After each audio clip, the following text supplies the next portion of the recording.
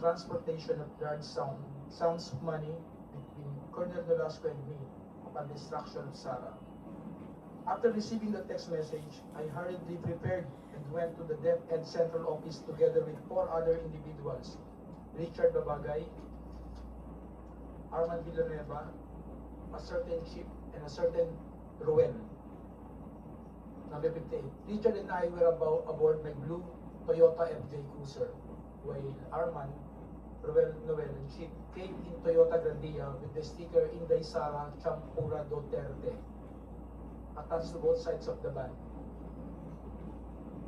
Richard was driving my blue Toyota FJ Cruiser and Chip was driving the Toyota Grandia. A photo of the Toyota Grandia with the sticker Inday Sara Champura Duterte on both sides of the van is here to attach as Annex K. A photo of my blue FJ Cruiser is here to attach as Annex K-1. Number 59. As we parked my Toyota FJ Cruiser near the main entrance of DepEd, Colonel Nolasco appeared from the main entrance and approached our vehicle. I alighted to the vehicle to meet Colonel Nolasco and we talked while we waited for the arrival of Colonel Chica. He mentioned that they will also provide a red Mazda sedan, which will be used to deliver the money to the office of the Ombudsman. At around past 3 or 4 p.m., 2 government vehicles with red plates entered the DepEd compound, and then Colonel Nolasco told me, ayan na, ayan na. Colonel Chica appeared with a lady who I later heard to be Special Disbursement Officer Gina Acosta. Thereafter, 4 large dark bags were unloaded from the vehicles. 3 large dark bags and 1 lighter colored and relatively smaller bag. Colonel Nolasco told me that each bag contained around 30 million pesos to 35 million pesos. The 4 bags were brought to where Colonel Nolasco and I were standing, which was near my blue Toyota FJ. Afterwards, I signaled Arman and Richard to load the same to our vehicles. The two large dark bags were placed in the Toyota Grandia, and 1 large dark bag and 1 lighter colored bag were placed in my blue FJ Cruiser. The bags loaded to the Toyota Grandia were to be delivered separately to San Pablo, Laguna, and Nomu, Bashu, Tomas Morato, Quezon City on the same day. The remaining bags, initially loaded to my blue FJ Cruiser, were immediately transferred to the red Mazda sedan prior to our departure from the DepEd compound, and were to be delivered to the Ombudsman parking lot the following day. Then, the red Mazda sedan proceeded directly to my residence in Cainta, Rizal, and was driven by Noel. Before leaving DepEd Central Office, Colonel Nolasco told me to get my share from the said bags, and he and Colonel Chica have already taken theirs. Hence, I took 1 million pesos for myself from the lighter colored bag loaded to the red Mazda sedan. That's when I verified that the contents of the bags were bundles of cash in 1,000 denominations and packed in stacks of 1 million pesos, each tightly sealed in transparent plastic.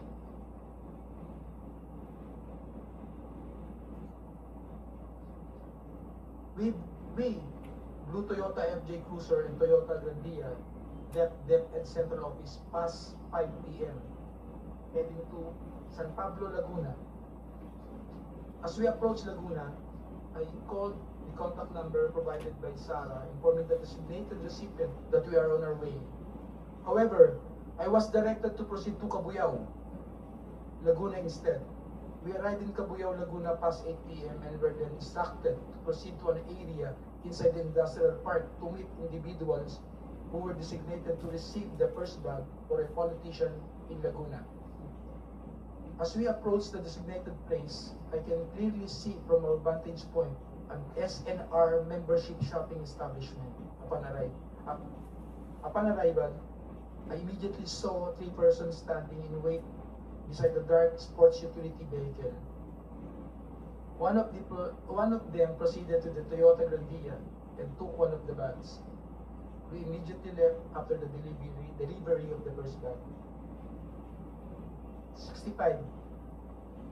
Thereafter, we proceeded to Nomu Bashu, Tomas Murato, Quezon City, a comedy bar we call the Night Strip, frequented by SSC Law alumni including Attorney Ryan and Attorney Mansaya. 66.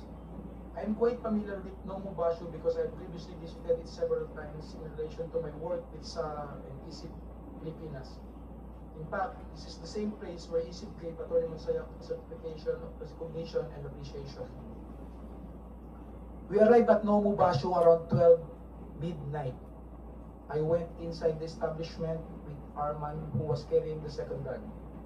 I immediately saw Attorney Mansaya, who was at the time in the middle of the place together with a woman and several men.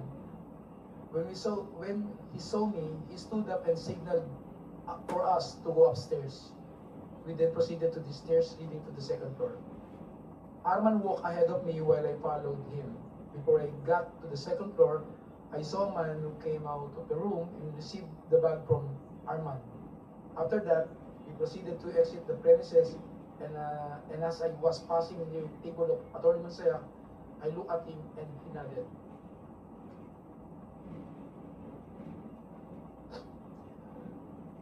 And we completed the delivery to Nomu Bashu. We stopped to eat around the area while eating. I told Arman and Richard to meet me at my house in Pinta, Rizal, later that day at 8 a.m. Number 70. At around 8 a.m. the same day, the team met in my residence in Pinta, Rizal before we traveled to the last location, OMB parking area. This time, however, we only used my blue Toyota FJ Cruiser and the red Mazda sedan, where the remaining 2 bags were previously placed. We left my residence at around 8:30 a.m. Richard was driving my blue Toyota FJ Cruiser, while Arman and another person, Noel, and he brought along were aboard the red Mazda sedan.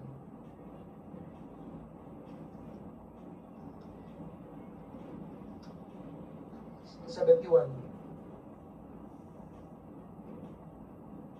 When we arrived, the guard gave a signal directing us to park in a specific area in the Ombudsman parking lot. We proceeded to the specific area and parked red Mazda sedan, where the remaining 2 bags of money were placed. We left the keys on top of the left front of the wheel, which is our usual practice for delivering large amounts of money. 72. Previously and upon direct instructions of PRD, Ms. Sarah, I've also delivered money to Ombudsman Samuel Malteras or Attorney Ryan, which I usually place inside an open trunk of a designated car. Number 73. After completing the last delivery, we left the Ombudsman compound aboard my blue Toyota FJ Cruiser.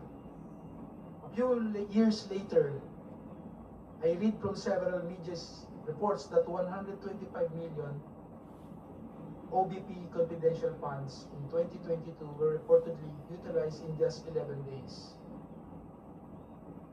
This is wrong because I personally disposed the money in less than 24 hours. Sarah attempt to visit me at Annex 2 BJMP Camp Bagong Diwa.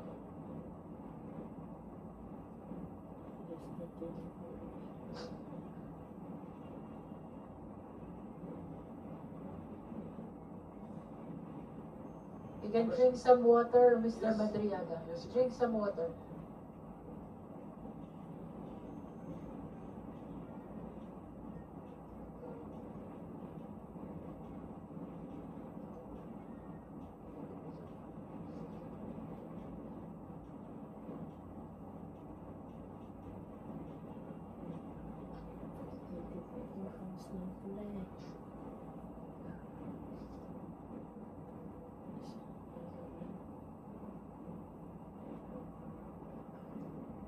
May I proceed, Madam Chair? Feel free to start whenever you want.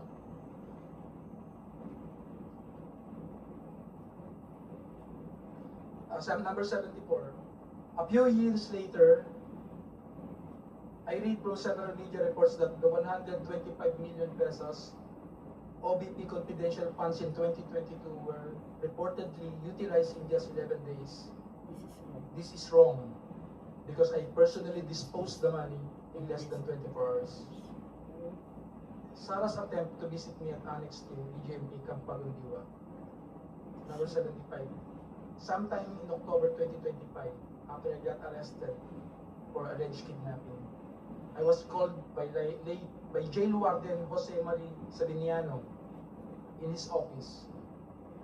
As I made my way to the office of Jail Warden Sabiniano, I was surprised to see Sarah through the metal railings of the passageway. She smiled and waved at me. Number 76. When I entered the office of the Jail Warden Sabiniano, he asked me if I know Attorney Joyce. I replied, Joyce dapat, and Jail Warden Sabiniano handed me a phone. When I said hello, I recognized the voice of Sarah, and she asked me about my well-being and conditions inside the detention facility.